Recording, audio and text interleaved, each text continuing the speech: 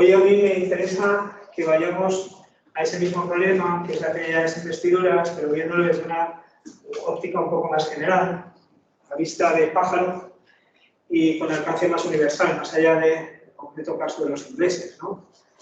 Y nos vamos a centrar sobre todo en el punto 2, la reforma de Gregorio VII. Antes, nosotros habíamos establecido cuáles eran las condiciones del problema. El lío, ¿no? El conflicto de las investiduras, querella, bueno, da igual, conflicto, lucha de las investiduras. Y habíamos visitado las condiciones que estaban detrás de la aparición de ese conflicto. Hoy vamos a ver las dificultades que se encuentran en ese proceso que poco ayudan a resolverlo y que están haciendo imposible la resolución. Están generando un ambiente y una situación que es prácticamente en el máximo movible. De alguna manera, y esto en política es central, uno no elige los fines y los conflictos se nos imponen. Y entonces hay que ir a muerte a por el conflicto. Quiero decir, no tienes capacidad, no tienes libertad para no elegir el conflicto. El conflicto te viene dado, se te impone. Porque aunque uno no quiere entrar en conflicto, quizá el otro sí quiere entrar en conflicto contigo. De tal manera que no tienes escapatoria, tienes que afrontar tu responsabilidad. Y esto es lo que vamos a ver le sucede a los agentes políticos del momento, tanto el Papa como el Emperador, que están en unas circunstancias en las que el conflicto es inevitable y por lo tanto no queda otra que intentar salir airoso de él. Pero no es posible evitarlo. Vamos a meternos entonces en esas dificultades que están haciendo prácticamente imposible salirse de esa conflictividad y también ver después de qué manera intenta ponerle coto el propio Gregorio VII a esa situación a través de su reforma, que bueno, es muy amplia y nosotros vamos a sintetizar en 3 puntos. ¿De acuerdo? Recordemos cuáles son las condiciones que están detrás, pues fundamentalmente 3. Primero, una situación social. Hombre, pues estamos todavía en los tiempos feudales. Esto genera una serie de vínculos, de lealtades, muy fijas, de carácter personal, donde todo pasa a través del juramento de fidelidad del vasallo a su señor, en una situación además de profunda segmentación política, ¿no? Oligarquía. Los centros de poder son muchos y no hay una jerarquización como muy transparente, muy clara. A veces son muy confusos las fronteras entre los poderes, ¿no? Y esto hace que el escenario sea muy complejo. La estructura que sostiene todo ese complejo escenario es la estructura feudal. Y esto, bueno, pues genera un tipo de relaciones muy específicas. Evidentemente luego cuando dimos paso a las monarquías de la Alta Edad Media, cuando demos paso a la Edad Moderna, ha cambiado la situación social, por lo tanto, tanto los actores como los problemas también han cambiado sus relaciones. Pero la estructura feudal está condicionando mucho el tipo de juego que se va a establecer. Por otra parte, nos encontramos con un segundo hecho, y es, primero, vamos a ver desde 2 puntos de vista.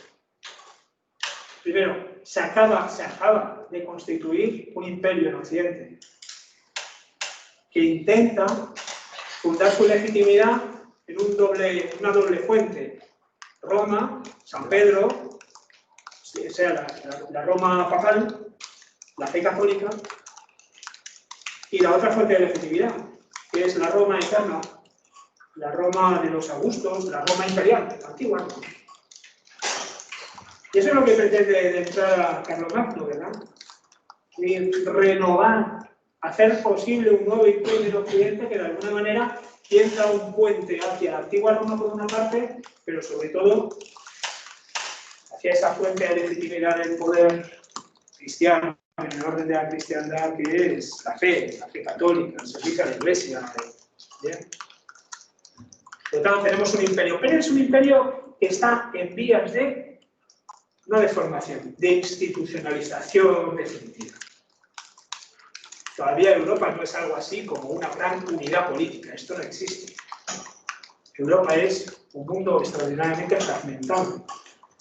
Y el imperio se concibe como un intento de articulación federal de esa fragmentación, de esos reinos fragmentados. Es un intento de articular federalmente esas diferencias. Pero en esa articulación el emperador no disfruta de algo así como un poder absoluto o una soberanía que le haga actor principal en los destinos de Occidente. No lo es.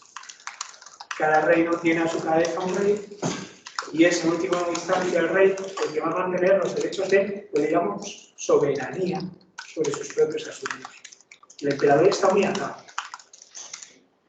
Es el elemento que articula, que va a intentar articular la diferencia, pero no es un poder absoluto que se llegue sobre cualquier otro poder. No es algo así como una gran pirámide encima de la cabeza de los reyes, ¿no? Por lo tanto, tenemos un poder imperial todavía en vías de desarrollo, en vías de institucionalización, todavía no consolidado, pero que cada vez lo va a estar más. Y sobre todo lo va a estar más a partir de esa dinastía que el otro día presentábamos de los autores, ¿no? De la dinastía del Sacro Imperio Romano Germánico. ¿Sí? Tom I, Tom II, Tom III, ahí ya el imperio va a tomar forma de una manera más potente, con interpretaciones también cada vez más profundas, ¿no? Pero ya digo, desde el punto de vista efectivo de su poder, es un poder muy limitado. Limitado hacia abajo, reyes, señores, el mundo feudal, este que es un cacao, ¿no? Y limitación hacia arriba, porque también está el Papa. Un freno de tensión. Vale, por lo tanto tenemos ese escenario. Y en la otra orilla tenemos que la Iglesia se encuentra en una fase de, entendernos, institucionalización, no tan incipiente, no tan inicial, no tan embrionaria si queremos, sino ya muy desarrollada. La Iglesia que penetra en el imperio a partir del siglo IV, sobre todo, ya se va extendiendo. El cristianismo en Occidente, ahora, en pleno siglo XI, es un gran cuerpo social fuertemente institucionalizado. Incluso dispone de unas estructuras jurídicas internas que enseguida, poco falta, va a cobrar forma científica. El derecho canónico. Cada vez va a tener un cuerpo jurídico en la regulación de su vida interna más sistemático, más completo, más cabal. Por lo tanto, la Iglesia se encuentra como muy por delante del imperio en el proceso de su institucionalización. Claro, y esto va a hacer que la Iglesia disponga también de un protagonismo social, como cuerpo social, como corporación potente, muy potente. ¿Sí? ¿Más o menos? Autonomía o jurisdicción temporal de la Iglesia, es decir, proceso de institucionalización de la Iglesia que va a hacer de ella un cuerpo muy sólidamente fundado también en clave jurídica y políticamente. Y luego, tercer factor que condicionaba la creación de las investiduras, pues que en ese proceso de institucionalización del imperio nosotros nos encontramos con una interpretación cada vez más explícitamente religiosa del poder. Hasta el punto de que se va a entender que el emperador va a rivalizar, de hecho, con el Papa en el ejercicio del poder supremo, en clave política y al mismo tiempo espiritual. Hay una imagen que nosotros ya veíamos algún tema atrás, que es la del rey como rex, ¿no? Rey es rex et sacerdos, sacerdotes, ¿no? Y por lo tanto por una legitimidad de carácter espiritual que rivaliza con la autoridad eclesiástica, ¿no? Espiritual de la Iglesia. ¿Cuál va a ser la reacción propia de la Iglesia ante ese reto? Y si el rey se me hace sacerdote, ¿qué va a hacer el sacerdote? Pues yo también soy rey.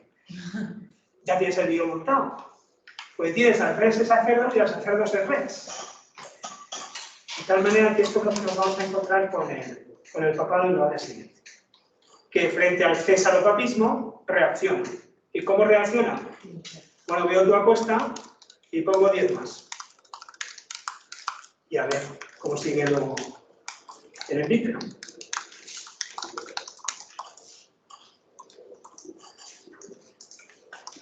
Bueno, ¿cuáles son las dificultades que están detrás de todo este proceso?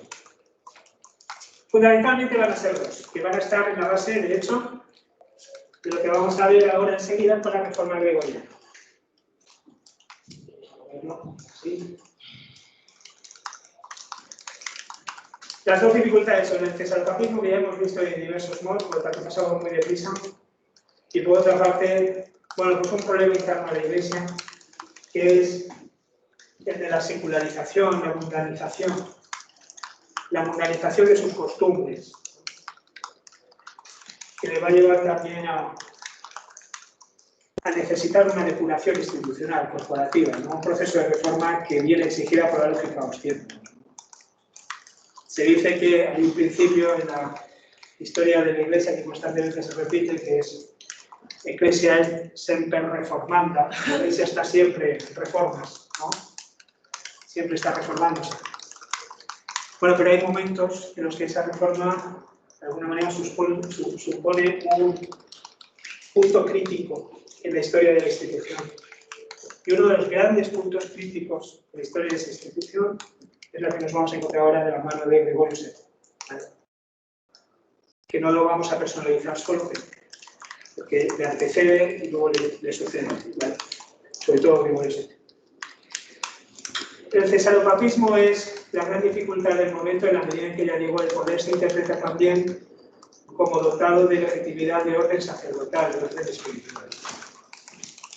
Por lo tanto, con competencias también en materia eclesiástica. Quizá no sacramental, quizá no espiritual, pero sí en materia eclesiástica. Y esa intervención va a implicar una serie de dificultades que la Iglesia ahora va a tener que dar una respuesta. Se produce de este modo lo que en su teoría del conflicto o demología, Julian Frank, refiriéndose a los problemas del siglo XI, sino en general, llama el ascenso al extremo o el ascenso a los extremos, que es cuando, lo que veíamos antes, que es cuando una determinada posición alimenta una reacción que tiende también a ser una reacción totalizada, es decir, que hacer inviable, por lo tanto, la posibilidad de equilibrio, el ascenso al extremo. Lo vimos nosotros muy recientemente con relación a los dos grandes bloques del planeta, el occidental liberal o demoliberal y las democracias populares socialistas, la URSS. ¿Sí? No era la democracia y el totalitarismo, era democracia y democracia. La democracia socialista, el bloque socialista y el bloque demoliberal. ¿Puede decir qué es lo que hace inviable la posibilidad de que... La posibilidad del equilibrio. Es decir, que la respuesta que se le ofrece al reto que se plantea todavía refuerza más el conflicto, en lugar de resolverlo. Y es lo que nos vamos a encontrar. Gregorio VII, vamos a ver, tiene un deseo y además una necesidad. Le toca hacerlo, no puede esquivarlo. Me ha tocado. Que es hacer frente al cesaropapismo, que ya está muy asentado en el imperio y en las costumbres, en los usos de los reyes, que se están metiendo constantemente en la gestión de las cosas eclesiásticas. Va a tener que ponerle freno. ¿Y cómo le va a poner freno? Subrayando su propia autonomía, subrayando su propia jurisdicción. Pero lo subraya con tal fuerza que con el tiempo eso va a generar justamente la reacción contraria al cesaropapismo, la hierocracia. En el hablando, yo os propongo un par de vídeos. Uno es sobre el gótico y tal. Es una historiadora del arte de la UPV, de la Universidad del País Vasco. Juan Carlos, está, no la conocerás porque no te toca. Pero es una profesora que habla de los estilos artísticos como la expresión de un cambio de época con relación a la época precedente. Eso no os interesa mucho, yo simplemente os lo pongo por si a alguien le interesa y ya está. Pero hay otro vídeo que a lo mejor sí que vale la pena ver con calma, son 10 minutos, que es sobre la figura de Gregorio VII. Y hay en ocasiones quienes en ese vídeo dicen que Gregorio VII lo que está es reaccionando al cesaropapismo que se le impone mediante la defensa de posturas fuertemente hierocráticas, teocráticas. No es así, Gregorio VII no cae en la hierocracia. Pero el modo en que él está planteando batalla al cesaropapismo está abriendo el camino a una hierocracia en la Iglesia. Quizás no lo vemos de una manera tan descarada en Gregorio VII, pero es muy descarado en Inocencio III y Bonifacio. Es poco después, siglo XIII, bien, siglo XIV, viene ya el descaro. ¿Y Gregorio VII no cae? No cae. Pero está abriendo el camino, por vía de reacción. Es decir, me opongo a mi enemigo y en lugar de resolver el conflicto mediante el equilibrio, a lo Gelasio, ¿no?, profundiza todavía más en la división. Por el tipo de argumentario del que se echa mano y el tipo de soluciones que se le dan al problema. ¿Vale? Ascenso a los extremos.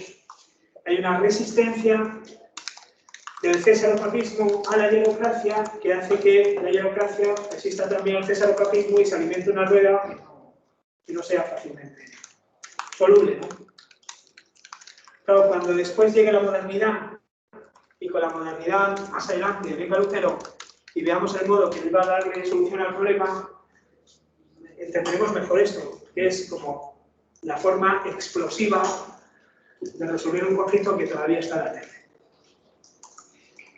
Y ahora entre paréntesis. Y lo bueno es que esté siempre latente. Lo bueno es que el conflicto no se cierre. Porque lo que permite la limitación de los poderes es precisamente esa resistencia única. Es en la medida en que no se resuelve ese conflicto, sino que se racionaliza. La racionalización del conflicto no es su anulación, es neutralizar su hostilidad, su grado de hostilidad, su violencia, si queremos, su agresividad, pero no esquivarlo. De una manera torpe de intentar resolver el problema es el que vemos en la modernidad, que es impedir ese conflicto entre lo espiritual y lo temporal. Porque eso, ¿cómo se va a hacer en el siglo XVI? Dándole todo el poder al soberano. Es una solución torpe. ¿Por qué? Porque ahora el soberano lo puede todo. Como antes nunca jamás pudo. Nunca. Estaba fuertemente limitado. Y esa limitación venía de conflicto. La racionalización de su agresividad, pero su mantenimiento, el mantenimiento de la tensión. Pero bueno, ciertas veces. ¿En qué se expresa? ¿En qué se va a expresar sobre todo esa injerencia o ese protagonismo que incluso para la gestión de los asuntos eclesiásticos cae en el tejado del poder político, es decir, cae en manos de los poderes temporales? Bueno, en tres cosas. Primero, entre los derechos reconocidos de los reyes y del emperador, hay una serie de derechos de gestión en los asuntos eclesiásticos que se dan por supuestos. No porque les correspondan en derecho, no porque nadie se lo haya atribuido, sino porque de forma ordinaria han hecho uso de ese supuesto derecho, es decir, han ejercido por la vía de los hechos de ciertas prerrogativas que afectan a la vida de la Iglesia. Son las llamadas regalías. Me explico mejor. Cuando hablamos de regalía, ¿a qué hacemos referencia de una manera general? Bueno, a lo que hoy llamaríamos derechos de soberanía. ¿Qué es lo que le corresponde al poder político y solamente a él? ¿Qué es lo que le corresponde al presidente del gobierno o de la República y únicamente a él? Y es su prerrogativa. Y no puede ceder.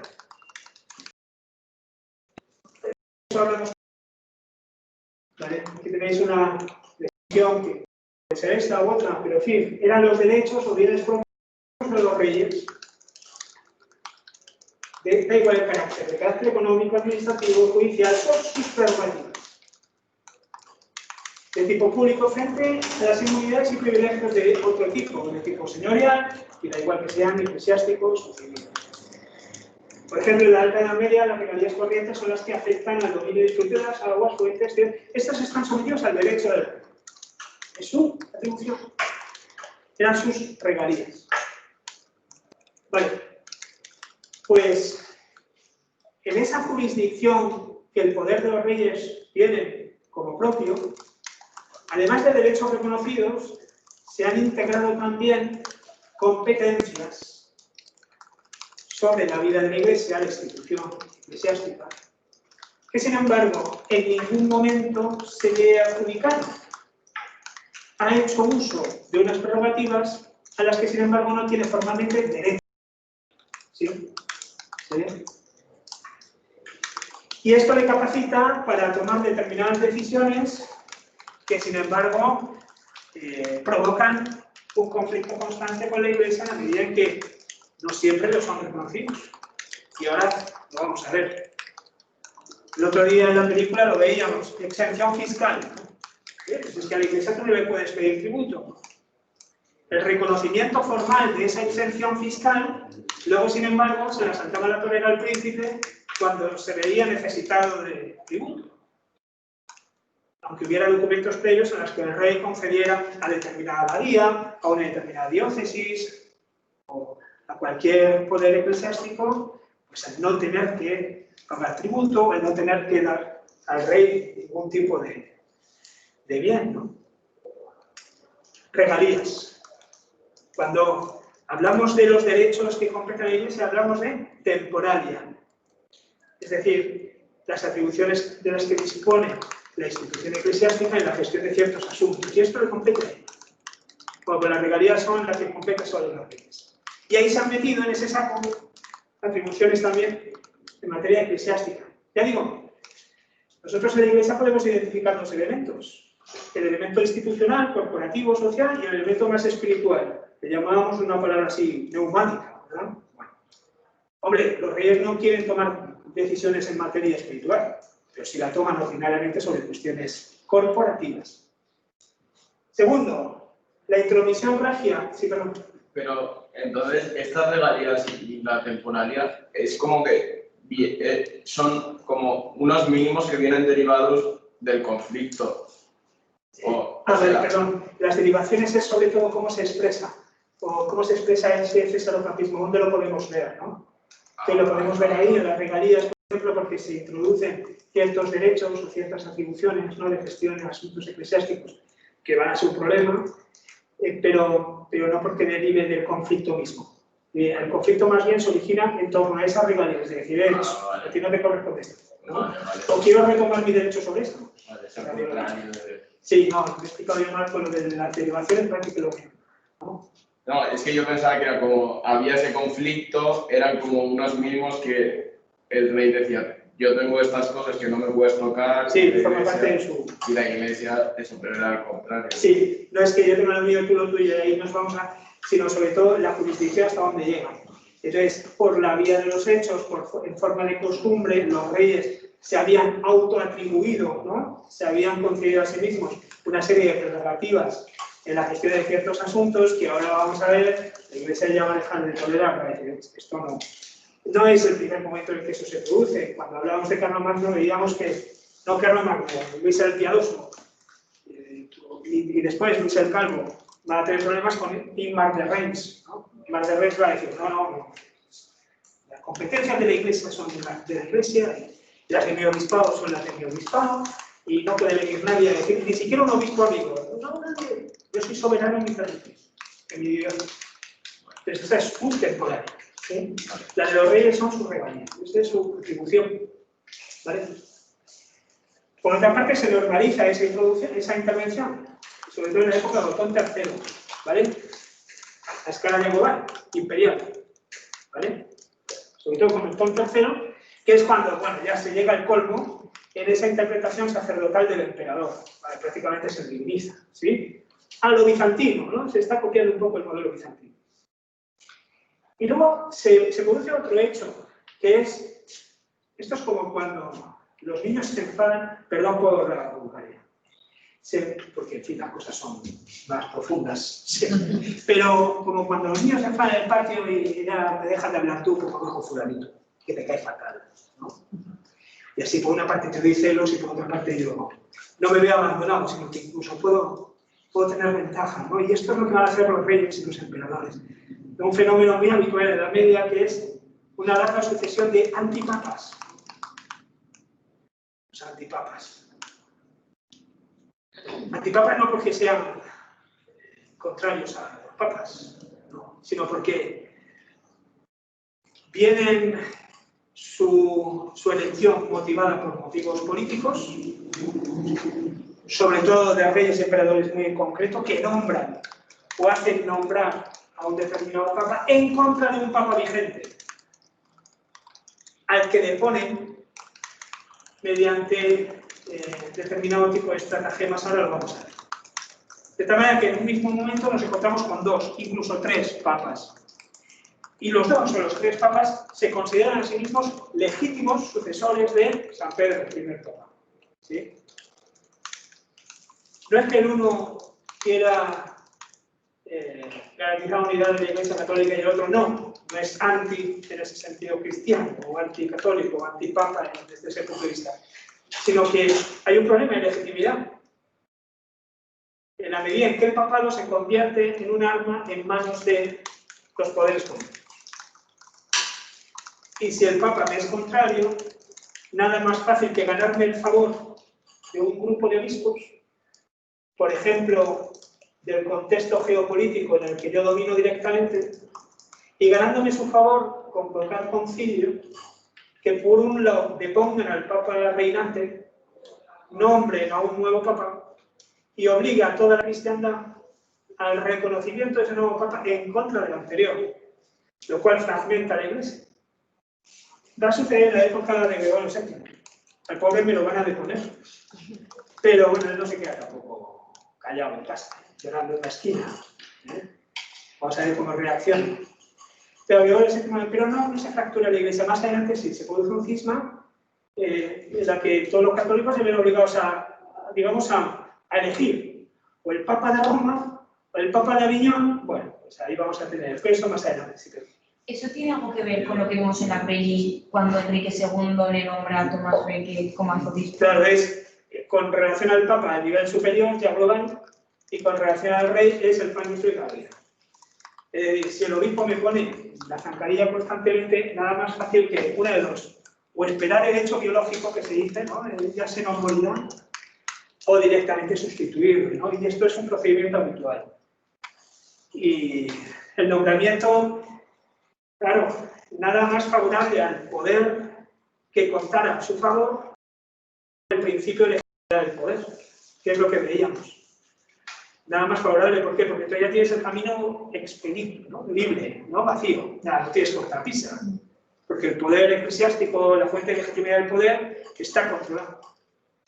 Que es ahora como en las democracias, cuando controlas todas las cámaras, el poder judicial y los medios de comunicación. ¿Vía libre? ¿Sí o no?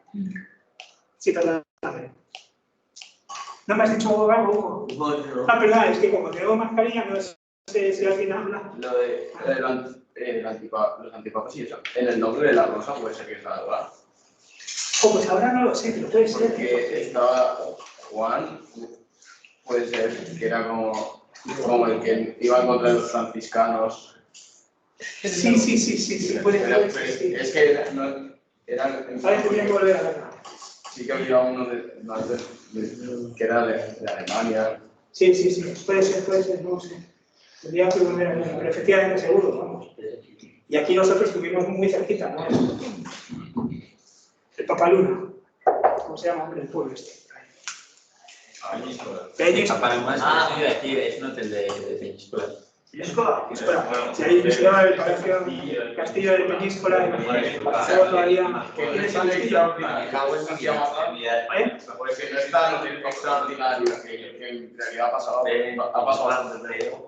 No es, de alguna manera, lo habitual, pero se produce en determinados momentos de la historia. Y aquí todavía no, porque al Papa se le pone un antipapa, pero luego enseguida se resuelven las cosas, pero más adelante, en el siglo XIII, vamos a ver que hay una continuidad en la fractura. A intentar resolver esa fractura colabora, por ejemplo, San Vicente Ferrer, de intentar unificar, haciendo que, por ejemplo, el Papa Luna renuncie a sus derechos. El Papa Luna se resiste y dice, no, es que yo soy el Papa de verdad, quiero decir que a mí me ha nombrado yo mismo, quiero decir, no es que quiera hacer política, era un santo varón, pero se empecinó, que no, porque no iban a quitar a mi Papa para aquí. Quiero decir, los motivos también espirituales, un lío, hostia. ¿De dónde viene la concepción de que solo puede haber un papa en el mundo? El Papa es como el final, ¿no? En ese sentido de que va a recibir directamente el encargo de coordinación, para entendernos, de todas las iglesias. Cada obispo en su diócesis tiene plena soberanía de jurisdicción. Hoy, por ejemplo, vemos que los obispos se reúnen todos en la conferencia episcopal y discuten. La conferencia episcopal no existe, quiero decir, no es más que un círculo, pero no tiene una entidad superior a nadie. El obispo es soberano. Y por lo tanto, las decisiones que él toma de carácter eclesiástico y demás son suyas. En comunión siempre con Roma, pero él es soberano. Y cada obispo lo es. Y el de Roma también. El de Roma es el Papa. El obispo de Roma, que tiene su diócesis. Lo que pasa es que el obispo de Roma le pertenece una misión especial. Se le llama el munus petri, ¿no? La función de Pedro de apacentar las ovejas, ¿no? De coordinar todas las iglesias. En ese sentido, la existencia del papado no genera inmediatamente o de forma necesaria una interpretación monárquica de la Iglesia, como si los obispos fueran los lugartenientes del jefe que es el Papa. Son todos obispos.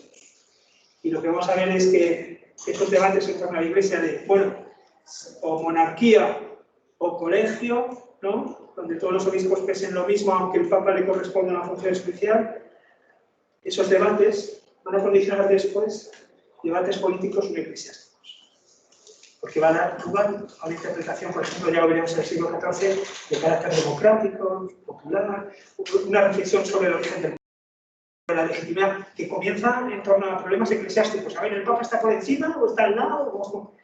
Pero que luego desguarda lo eclesiástico y afecta al poder civil. A partir del siglo XIV, XV, XVI, ¿no? Pero, por ejemplo, los Suárez. Bueno, ya lo veremos. Ahora lo que se va informando es esa interpretación monárquica. Todavía no está del todo, pero cada vez más formulada, más explícita. ¿Sí? Acabamos enseguida, hacemos un descanso, pero por lo menos con lo último, ¿no? Y es que, bueno, esto por parte de lo que hay fuera de la Iglesia.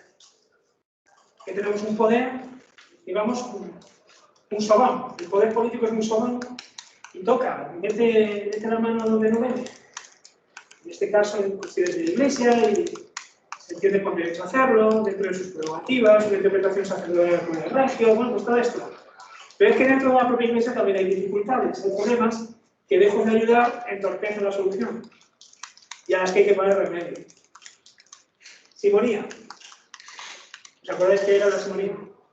Sí, para pagar un impuesto, ¿no? Sí. A veces no es pagar, es decir, a veces no es un contrato de compraventa, pero a veces es un favor, un servicio, un ponerte al lado de, ¿sí? La simonía en ese sentido favorece que el eclesiástico haga carrera dentro de la Iglesia y luego, por otra parte, favorece para el poder político tener garantizado el apoyo de la Iglesia. Lo cual es, en esa época, crucial. Ahora, si me dices si es crucial eso, sigue siendo importante. Uno de los elementos que más han salido a la escena en las últimas elecciones norteamericanas, que ya veremos cuando acaban, pues no acaban de terminar, uno de los elementos es precisamente el religioso. Y el factor legitimante de las creencias en general, ¿no? Y de la religión en concreto, sigue siendo un problema crucial para el poder político. No puedes pasar por encima de eso. Pero si encima nos remontamos al siglo XI, pues claro, el problema de la simonía está muy extendido. Fijaos cómo uno de los grandes canonistas, por supuesto de la historia, pero desde luego en ese momento, el cardenal Humberto de, ya hablaremos de Eugène Moutier, el cardenal Humberto, tiene una obra en la que especifica cuáles son, por ejemplo, los procedimientos a los que se tiene que someter pues, la regulación interna de la Iglesia, por ejemplo, el nombramiento de obispos, el nombramiento de papas, el nombramiento de los altos cargos, digamos, los cuerpos directivos de la Iglesia. quién tiene derecho a ciertas cosas, quién no, hasta dónde llega la jurisdicción de unos y de otros. Fijaos con relación a la designación de los obispos. ¿Cómo opone el canon, la norma, al hecho, a la costumbre, a lo que se viene haciendo en toda la cristiandad? Dice, estamos hablando del siglo XI. Dice, según los decretos de los santos padres, el que es consignado obispo, primero, tiene que ser elegido por el clero. La película, ¿cuál es? En la película de Beckett, de esto también se hablaba. Pero bueno, primero, tiene que ser designado por el clero. Es el clero el que elige a su obispo. Luego, solicitado por el pueblo. Y por último, consagrado por los obispos de aquella provincia, con el reconocimiento del obispo que haga cabeza, el metropolitano. ¿Vale? Clero, pueblo, obispos. Nadie puede ser tenido o llamado verdadero e indubitable obispo, a no ser que, primera condición, tenga un clero o pueblo que gobernar.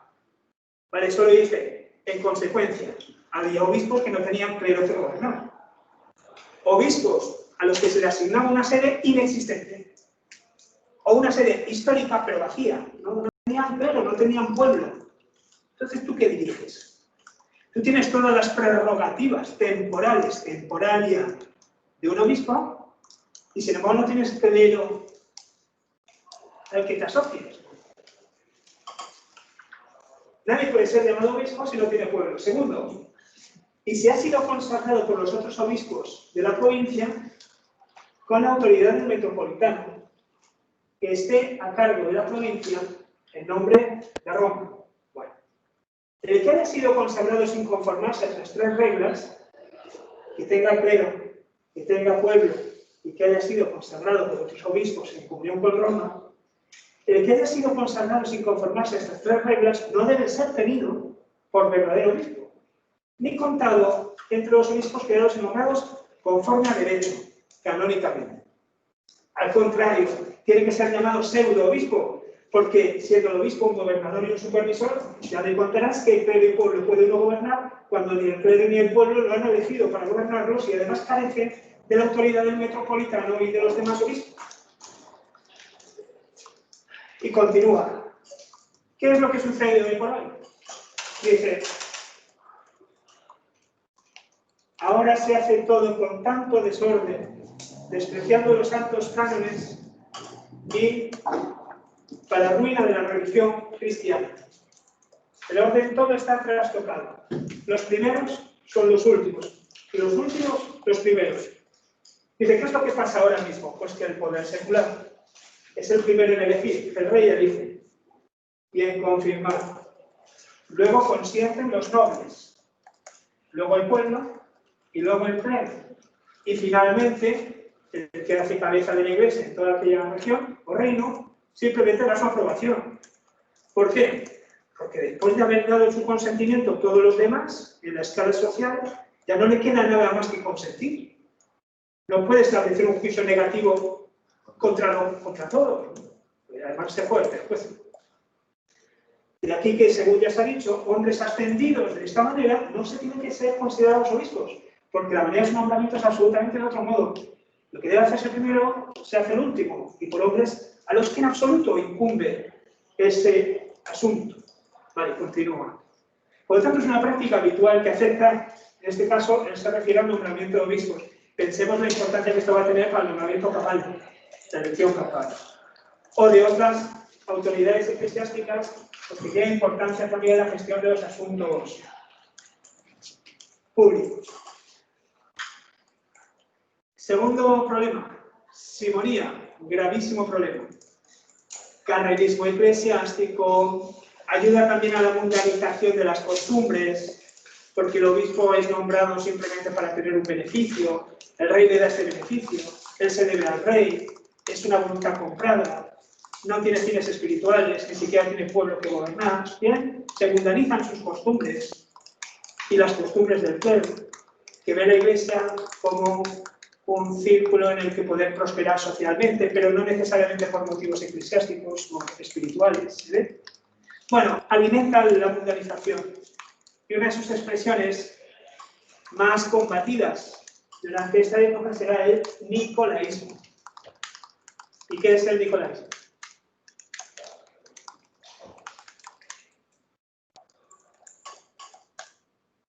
Aquí se debería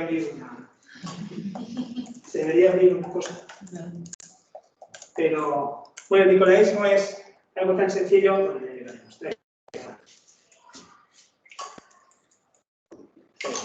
El nicolaísmo es el amancebamiento del clero. ¿Cómo? ¿El qué? Amancebamiento del clero.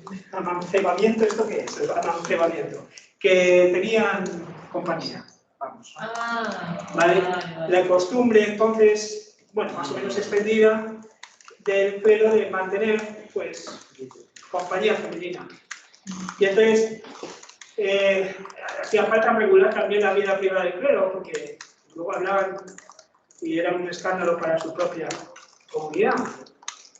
Pero era un uso, no se podía casar y por tanto no contraía patrimonio, pero como si lo hubiera contraído, pero nada de eso. Entonces, una y otra vez había que ir a esa fuente de problemas porque alimenta también otra serie de problemas de carácter patrimonial, de carácter económico, la dejación de sus funciones sacerdotales y espirituales, el enfriamiento de su vida interior, pues eso. Bien.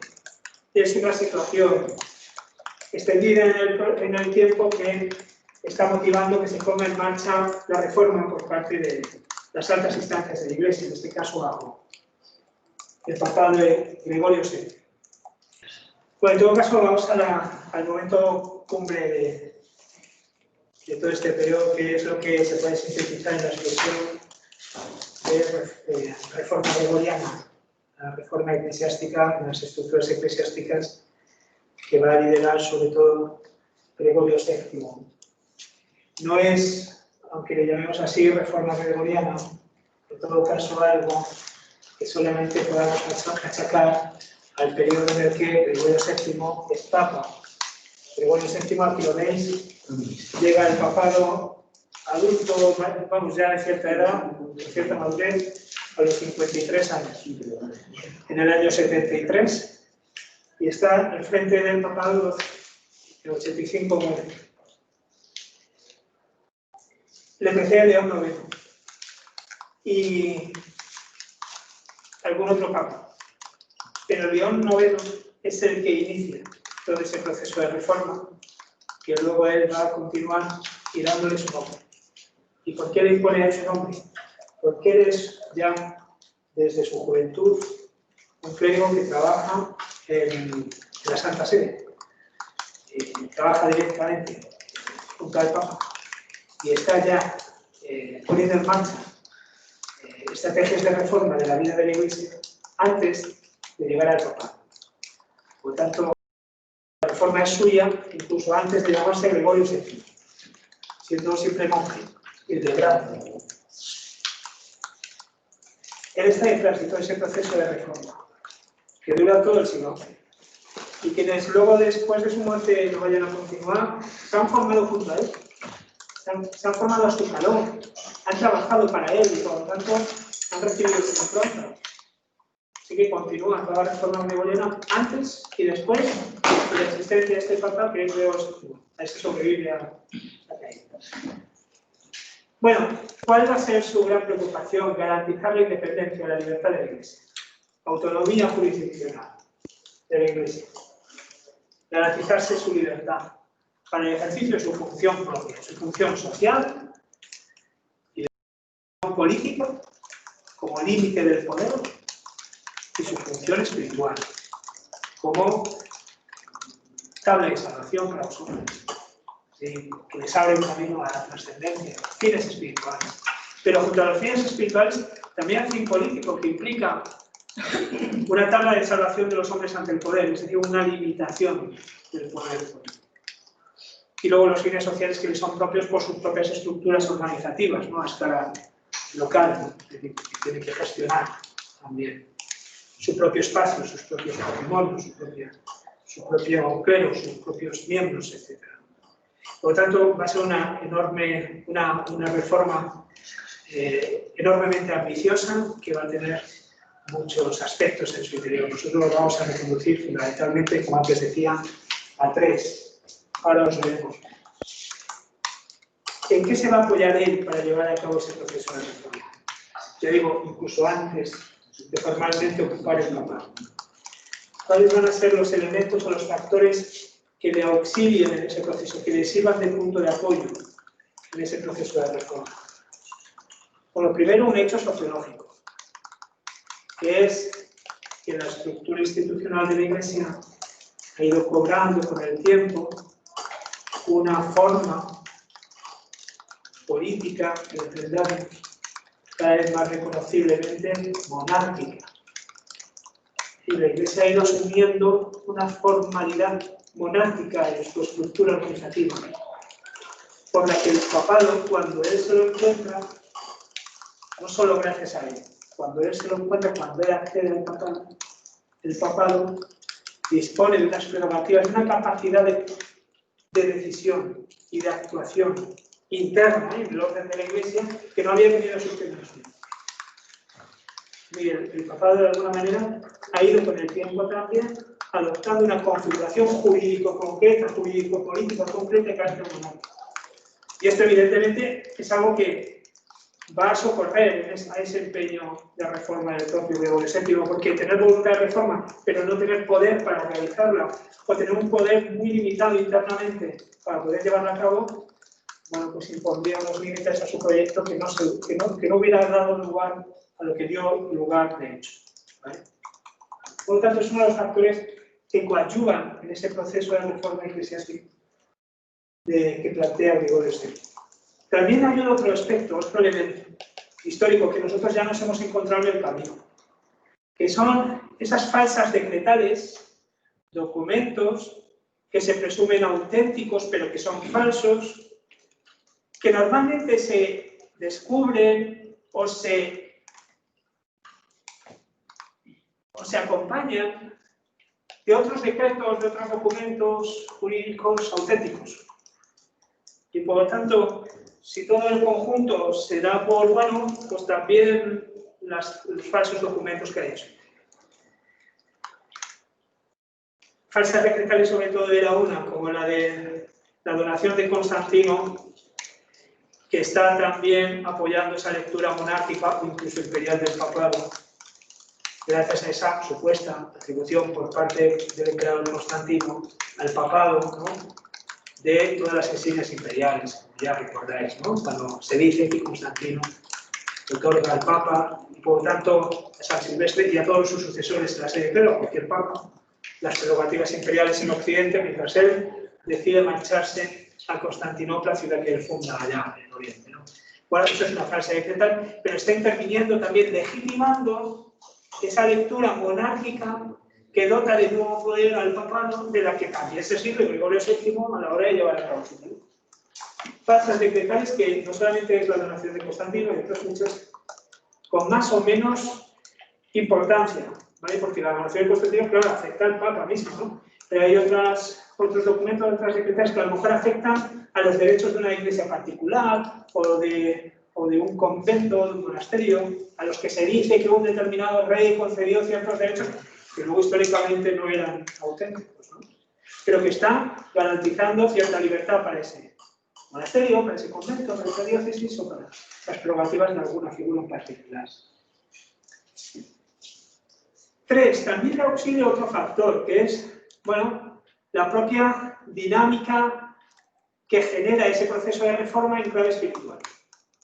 Es decir, la reforma eclesiástica, que ya veremos, no es solamente espiritual, pero también lo es, tiene como uno de sus elementos de apoyo el hecho de que internamente la Iglesia también se va depurando para entendernos, es decir, que por dentro se va limpiando, que hay ciertos defectos, ciertos problemas internos de costumbres que se van a ir superando y que va a renacer de alguna manera la religiosidad en Europa.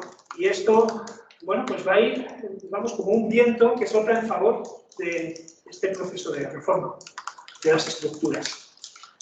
Se limpia el ambiente y esto ayuda a la reforma de las estructuras. Las costumbres, en este sentido, están sosteniendo una reforma estructural. Y el cuarto ahora lo veremos, porque el cuarto es un gran documento que él mismo escribe, Dictatus Patri, que va a ser, ya veremos, un documento, en principio, que históricamente no estaba llamado a tener gran importancia. Lo utiliza Gregorio VII, es unas notas, unos apuntes.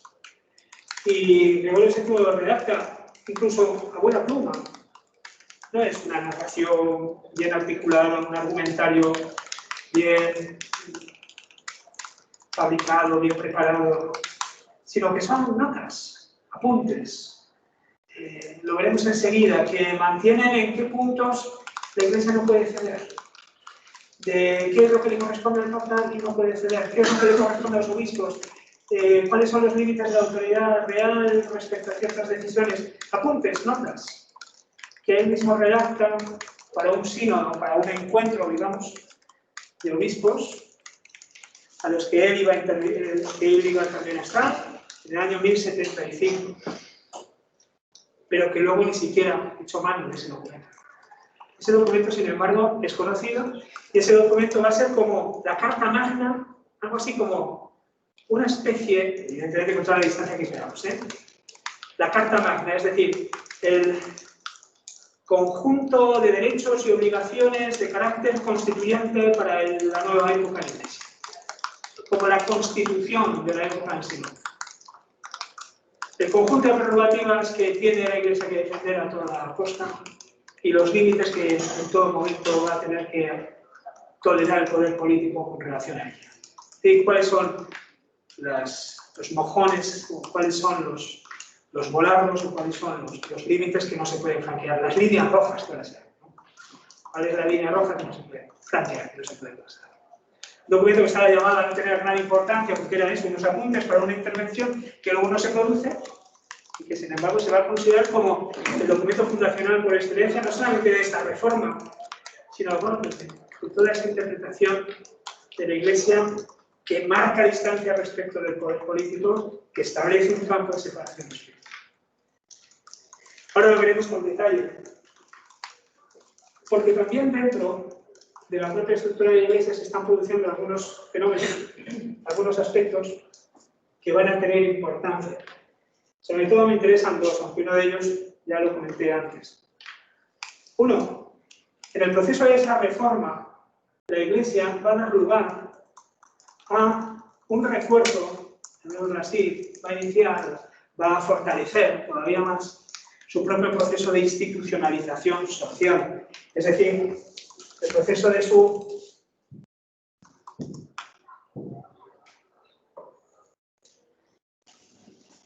organización. Organización en clave jurídica, la organización social. Se robustece su propio proceso de racionalización institucional. Uno de los elementos que van a apoyar este proceso va a ser la generación de un derecho canónico cada vez más sistematizado, ¿no? Es decir, un derecho específico para la Iglesia, ¿no? Porque esa herramienta y ese armazón jurídico para la Iglesia va a ser una condición necesaria para su propia estabilidad en el tiempo, ¿no? Para su propia estabilidad institucional. Los cánones no son nuevos, las leyes internas, las normas internas vienen de atrás en el tiempo, ahora es cuando se van a recoger, se van a sistematizar, se van a recopilar, se van a aprender y por tanto se van a reproducir y va a dar lugar a la ciencia y a un cuerpo específico en el derecho, que es el derecho canónico, la canonística, que va a ser un elemento también de extraordinaria importancia para la formación de los estudios jurídicos también civiles en Europa. La canonística va por delante. El derecho canónico antecede a la sistematización y a la recuperación del derecho civil de la mano del derecho romano. Bueno, pues claro, ese armazón, ese artefacto que es el derecho, va a tener una importancia enorme en este proceso de institucionalización de la Iglesia. La Iglesia va a seguir reforzada institucionalmente este proceso, porque de alguna manera depura sus propias estructuras también jurídicamente, ¿no? Las simplifica, la reorganiza y la hace capaz de soportar en una simplicidad admirable, es decir, con una arquitectura, con una ingeniería admirable, va a poder soportar, contener en su interior toda esa variedad, toda esa pluralidad, toda esa heterogeneidad, toda esa anarquía interna de los pueblos de Europa. De tanta diferencia, sin embargo, van a quedar integradas en una unidad muy simplificada. Ya lo veremos gracias aquí. Por lo tanto, el primer elemento que nos vamos a encontrar es este, el proceso de institucionalización queda reforzado en el proceso de reforma. La reforma refuerza ese proceso de institucionalización de la Iglesia. Y luego, por otra parte, ese proceso de institucionalización tiene por base, y lo vamos a ver no mañana, sino la semana que viene, tiene por base una consideración muy particular sobre, llamémoslo así, los modos de pertenencia al pueblo católico. Sobre todo, laicado, laicos, clérigos, clero. Y la reforma se va a llevar a cabo sobre los hombros del clero. Va a afectar al laicado. Laicado es el no clero, es decir, todos los que no son clérigos. Ya matizaremos esto, ya digo la semana que viene. Pero entrada es esto. De la diferencia entre laicado y clero, la reforma se lleva a cabo sobre los hombros del clero, que va a otorgar al clero un protagonismo en la conducción de los asuntos eclesiásticos que es nuevo, que es nuevo a partir de un determinado momento. Y que va a hacer que el laicado, por lo tanto, vaya como chupando ruedas del clero, para entendernos.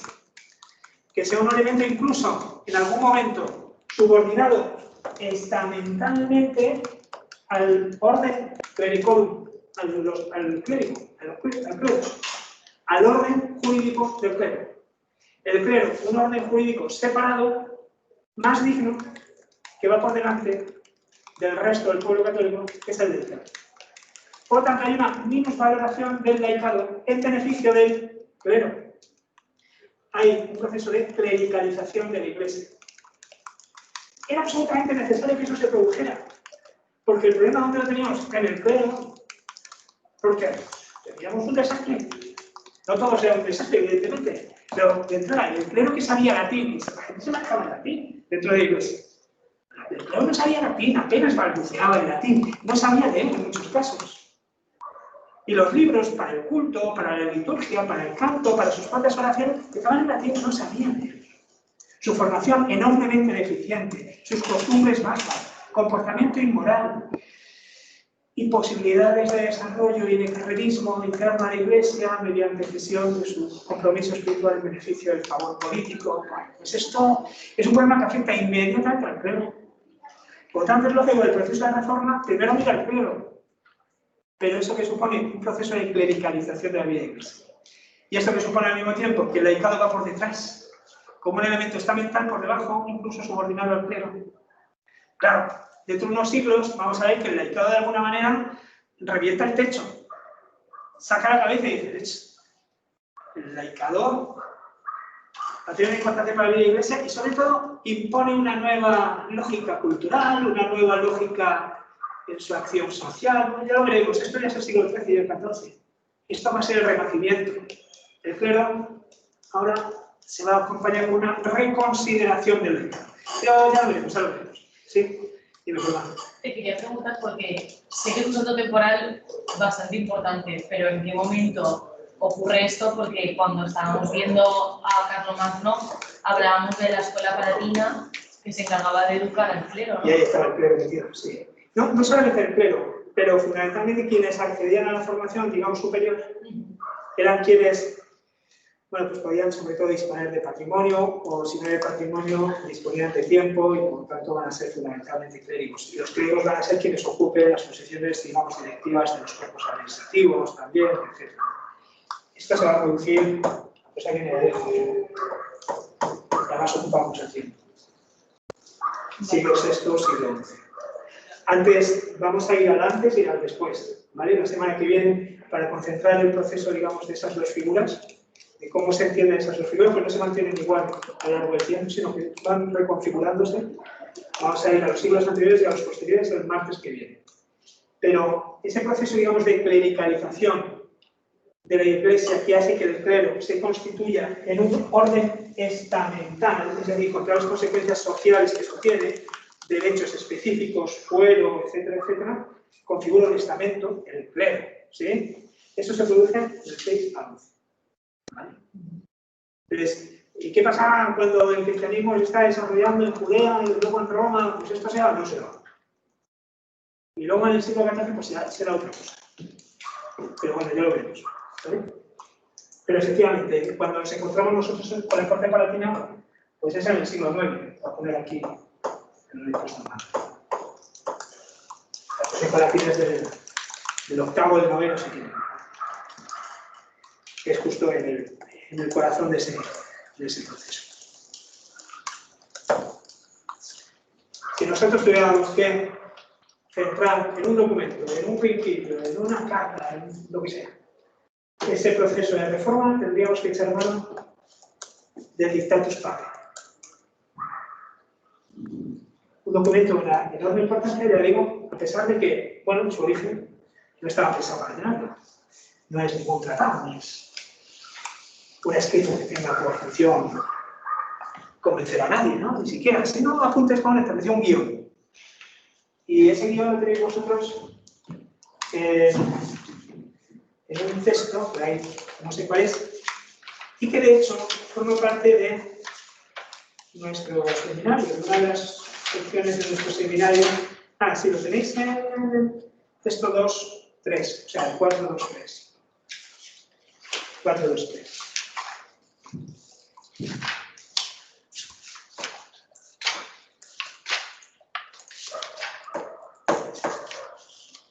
Y yo está además comparar lo que aquí se dice, o algunas de las afirmaciones que aquí se contienen, con lo que quizá ya hayáis leído, y si no, yo he sacado alguna cita, porque acaso no lo habéis hecho todavía, y puedo decir sin discusión, de los 6 libros de la República de Juan Bonino, que es el gran conceptualizador de la soberanía del rey, del soberano político. Estamos hablando del siglo XVI. Y en los 6 libros de la República de Bonino resuenan los ecos de esa interpretación ya, del papado como poder supremo. Todavía le falta un concepto, una herramienta conceptual a Gregorio VII, uno de los suyos, uno de sus hombres, un poco más adelante. Bernardo de Claraval va a articular, que es el concepto de plenitud o potestatis, la plenitud de poder, no como una afirmación sin más, sino como un principio incluso jurídico, tiene consecuencias. Todavía a Gregorio VII le falta ese concepto de la plenitud o potestatis. No dice el Papa tiene plenitud o potestatis, tiene plenitud de poder. Aquí va a bajar en detalle, aquí va a exponer cuáles son sus prerrogativas, cuáles son los límites. Digamos, cuáles son las reglas de juego fundamentales entre el poder político y el eclesiástico, que no se deben franquear. ¿Y qué es lo que le corresponde al papado en cuanto a tal, como institución social, al frente de la Iglesia, en este momento histórico? Bueno, pues si uno se lee después, en el tiempo, los 6 libros de la República de Bonino, se encontrará prácticamente un calco secularizado de este Dictatus Papæ. ¿Sí? Como si de alguna manera nuestro concepto político de soberanía se hubiera forjado entre eclesiásticos y a propósito de problemas eclesiales. Pero que en el proceso de secularización de la política en Europa derivó del ámbito eclesiástico al ámbito civil. Y esto puede suceder por 2 cosas, por 2 vías, ¿no? Una, que la Iglesia, como la gran formadora de esos conceptos, se secularice y eso sea el Estado, ¿no? Por lo tanto, el Estado adopta por vía de secularización todos esos conceptos que previamente se habían ido articulando en el tiempo dentro de la Iglesia. O 2, se puede llevar a cabo un proceso que parece parecido, pero es exactamente igual. Que es que el Estado se defina, en el fondo, como la sucesora de la Iglesia, en la ordenación del mundo. ¿En el caso de qué? Que el Estado se proponga, en el fondo, como la sucesora de la Iglesia en la ordenación del mundo. Y no por vía de secularización de la idea, sino por vía de eclesialización del Estado. Y esto es lo bonito, porque tú te encuentras en algunos autores británicos, por ejemplo el 17, que se refiere al reino en términos de que corpus mysticum, dicen. Pero esto es lo que antes los teólogos habían llamado a la Iglesia. El cuerpo político. El cuerpo político es la secularización del cuerpo de la Iglesia. Sobre los dos cuerpos del rey, ese estudio de Kantorowicz es muy profundo y va precisamente en esa dirección. Bueno, lo tenéis en la selección bibliográfica de los papas. Vamos un momento al Dictatus Papae. Os he puesto aquí mucho color, ¿por qué? Porque, bueno, aunque sea un documento escrito sin una sistematicidad lógica, ¿verdad?, clara y definida desde el inicio, sino que, como ya os digo, son las notas, y en algún caso vais a ver incluso que hay como ciertas duplicidades, ¿no? En todo caso, sí podemos distinguir como 4 niveles de discurso, o 4 áreas en los que van a incidir esas ideas o esos principios que va a establecer aquí el autor. Unas primeras tesis tienen que ver, digamos, con consideraciones prácticas, consideraciones de hecho, algo así como el nivel de los fundamentos, el nivel de los principios. Por ejemplo, a nivel de los fundamentos, esto es de aquí, a nivel de los fundamentos pertenecen la afirmación: solo la Iglesia romana ha sido fundada por Dios. Por tanto, la afirmación de que la Iglesia de Roma tiene un origen divino, ha sido querida directamente por Dios. Tú eres Petrus, tú eres Pedro y te daré el poder de haber sido amistad. Constantemente se remite a ese origen. La Iglesia de Roma no es, bueno, justificable solamente desde el punto de vista estratégico, porque sea importante mantener más o menos coordinadas todas. No, la Iglesia de Roma tiene una fundamentación teológica, por encima incluso de cualquier otra. ¿A quién se está refiriendo en este caso? A la de Constantinopla. El Oriente católico, que ya se ha roto definitivamente, es decir, las iglesias ortodoxas, no constituyen la iglesia paralela. Están llamadas a volver a la unidad con Roma, porque solo la Iglesia de Roma ha sido constituida por Dios. Por tanto, la superioridad en su destino y en su origen de Roma, de la Roma eclesiástica, de la Roma puesta bajo la autoridad papal. 2. Precisamente por eso, solo el pontífice romano, dice, puede con justicia llamarse universal. ¿Esto qué significa? Fijaos, solo el Papa se puede llamar universal. ¿Qué puede significar esto? Cuando alguien dice, solo uno puede, está al mismo tiempo queriendo decir que nadie más puede. Solo la Iglesia ha sido fundada por Dios, la de Roma, significa luego ninguna más que la de Roma lo ha sido. Y ahora este segundo principio que dice, solo el pontífice romano tiene derecho a llamarse universal, ¿contra quién? ¿Quién entonces no tendría derecho a llamarse universal? ¿Contra quién está hablando aquí Gregorio VII? Solo el Papa es universal. ¿Contra el rey? Contra el imperio. Es decir, ¿qué está haciendo inmediatamente el papado en este punto? Fijaos que está subrayando su carácter universalista al tiempo que confirma o, vamos a decirlo de forma más dramática, ¿no?, condena al orden político a su fragmentariedad. No hay universalidad posible en el poder. La única unidad universal es la de la fe. El poder divide, el poder rompe, el poder distingue, el poder es plural, el poder es fragmentario. Pero toda esa fragmentación se articula en un principio, el de la fe, que es, bajo el cuidado de la Iglesia de Roma, universal. Solo hay una universalidad, que es la del Espíritu. Y esa universalidad es la que conserva Roma, la que conserva la Iglesia y, por lo tanto, el Papa, que es quien dirige los destinos de la Iglesia. Por tanto, querer ser universal, pretender un poder universal como lo pretende el emperador, viene a ser incluso un acto sacrílego de usurpación de la universalidad que le es propia a la fe, al espíritu, a la verdad, no a la fuerza, no a la política, no a la voluntad. La única universalidad posible es la del espíritu, y en este sentido, Solamente puede haber universalidad, solamente puede haber universalidad bajo la tutela del papado, porque es el papado a quien se le encomienda la verdad. Solo la verdad une, solo el espíritu une, el poder divide. Está condenando el poder político a ser un elemento fragmentario por definición.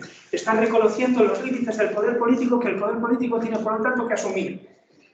Y no pretender un gobierno universal a costa del principio universal que es el de la fe. ¿Se ve? ¿Algún elemento más? Que solo su nombre se repite en las iglesias. Y por lo tanto, solo el nombre del romano pontífice quiere decir solo el nombre del Papa. Se repite en las iglesias, como ese principio universal. No el de los reyes, o no tampoco el del emperador de Bizancio. Que solo es único en el mundo su título, el del papado, que no tiene rival. Se está refiriendo en este caso a las iglesias orientales. Bueno, que no se equivocará la iglesia romana nunca, ¿vale? De que es infalible, en el sentido de que mantiene toda la pureza de la revelación, pues lo que representa el contenido en la materia de la fe católica, como ahí no llama. Y que no debe considerarse católico, por ejemplo, quien no esté de acuerdo con la Iglesia romana. Roma es el mundo, Roma es universal, Roma es católicos, y Roma es la totalidad. Separarse de Roma significa pues, perder la unidad por la Iglesia. Vale, es un momento de refuerzo, por lo tanto, de la unidad estructural de la Iglesia, de mantenimiento de esa unidad institucional, ¿no? En todo el orden, en todo el mundo, ¿no? Y evitando así el riesgo a su fragmentariedad, a su fragmentación, ¿no?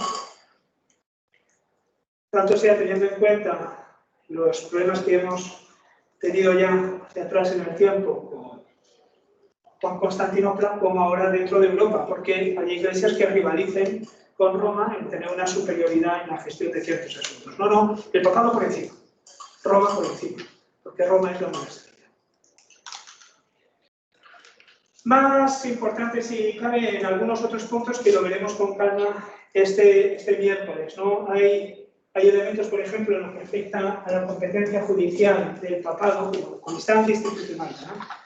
A la competencia judicial de la Iglesia, que va a tener una enorme importancia. Por ejemplo, que el Papa no pueda ser juzgado, que él sí pueda juzgar, que él pueda deponer, que pueda deponer obispos, el Papa, que pueda deponer también emperadores y reyes, y que tenga además capacidad para emitir un juicio que tenga consecuencias sobre la legitimidad del poder hasta el punto de hacer perderlo.